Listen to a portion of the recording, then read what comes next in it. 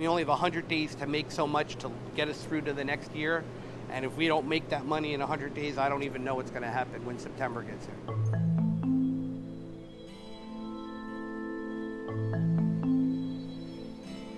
I'd love to say it was just like every other summer, but it wasn't. It had that added stress level that we haven't had in the past. Weekends have been very good.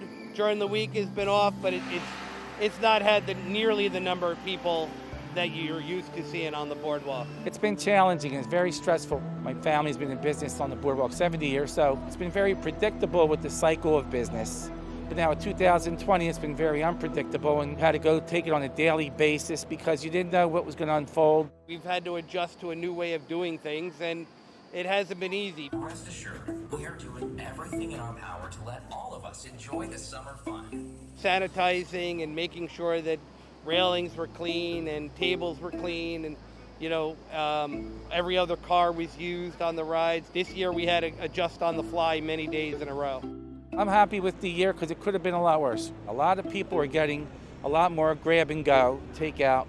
A lot of stuff is being packaged in to-go containers or small pizza boxes to package slices of pie. The third-party delivery, Grubhub, Uber Eats, DoorDash, the like, etc., basically replaced the late-night dollars that we were missing after midnight because the boardwalk did close after midnight. We're only allowed 50% of the occupancy, but even on beautiful, sunny, hot days, the water park had less people at it.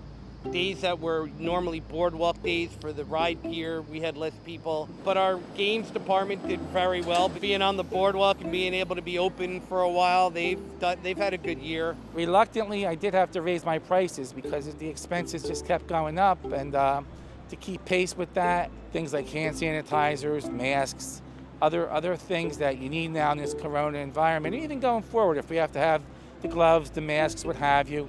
It was challenging this summer, but very rewarding in the respect that we're making it through. We've had no outbreaks, nobody gets sick, no reason to shut down or quarantine, so I'm very pleased and a little bit surprised that we didn't have anybody get sick, and that's a nice testament. It's going to be a little hard trying to figure out what we're going to do going into the winter. I know there's going to be some lean months coming up for sure. It's not been as good as 2019. It's almost like right after Sandy when that happened and things were slow and people weren't around. It's eerily similar.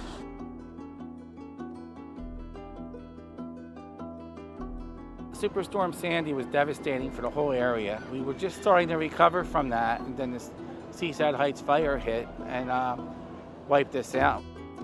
When the roller coaster and all the rides fell in the water and we had to rebuild, we at least knew what we had to do. But for this, it's been challenging. It certainly has. I mean, it starts wearing on you.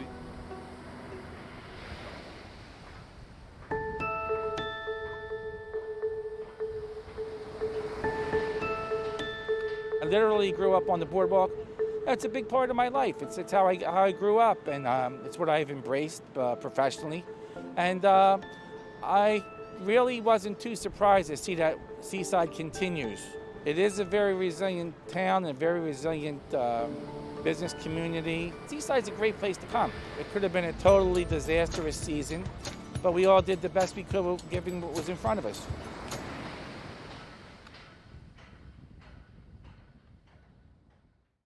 Hey, NBC News viewers, thanks for checking out our YouTube channel. Subscribe by clicking on that button down here and click on any of the videos over here to watch the latest interviews, show highlights, and digital exclusives. Thanks for watching.